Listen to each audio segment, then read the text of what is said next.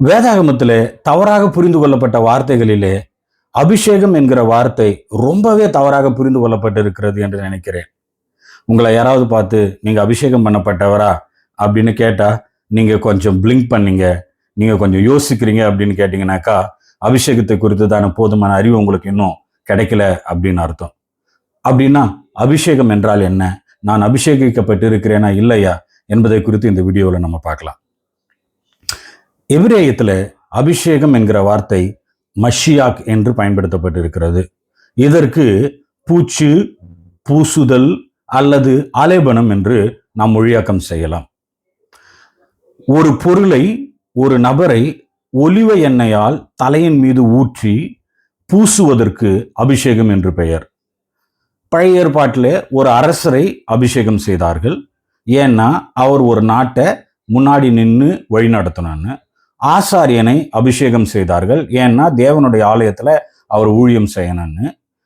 தீர்க்கதரிசிகளை அபிஷேகம் செய்தார்கள். ஏன்னா அவர்கள் மக்களுக்கு நியாயப்பிரமாணத்தை எடுத்து உரைத்து விளக்கி மக்களுக்கு என்ன நடக்கப் போகிறது எதிர்காலத்தில் என்பதை எடுத்து உரைக்க வேண்டும் என்பதற்காக.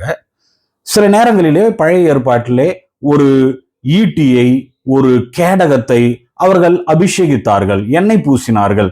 ஏனென்றால் அது போருக்காக தேர்ந்தெடுக்கப்பட்டிருக்கிறது. ஆக அபிஷேகத்துக்கு நாம் வரையறை கொடுப்போம் அப்படின்னு பாத்தீங்கன்னாக்கா, அபிஷேகம் என்பது என்னன்னு கேட்டீங்கன்னாக்கா, ஒரு குறிப்பிட்ட காரியத்திற்காக ஒரு பொருளோ ஒரு நபரோ விசேஷமாக தெரிந்தெடுக்கப்படும் முறைக்கு தான் அபிஷேகம் என்று பெயர். இப்ப புதிய ஏற்பாட்டுக்கு வருவோம்.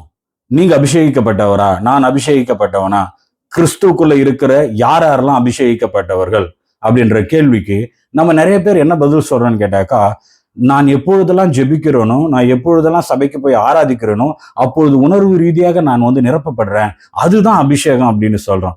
அது வேதாகம ரீதியான அபிஷேகம் கிடையாது. நீங்க அதை சரியா இன்னும் புரிஞ்சுக்கல அப்படின்றதுதான் உண்மை. அபிஷேகம் என்பது உண்மையாகவே என்னவென்றால், கர்த்தராகிய இயேசு கிறிஸ்துனுடைய திரு ரத்தத்தால் நீங்கள் கழுவப்பட்டு நீங்கள் விசேஷமான ஒரு குறிக்கோளுக்காக அழைக்கப்பட்டிருக்கிறீர்கள்.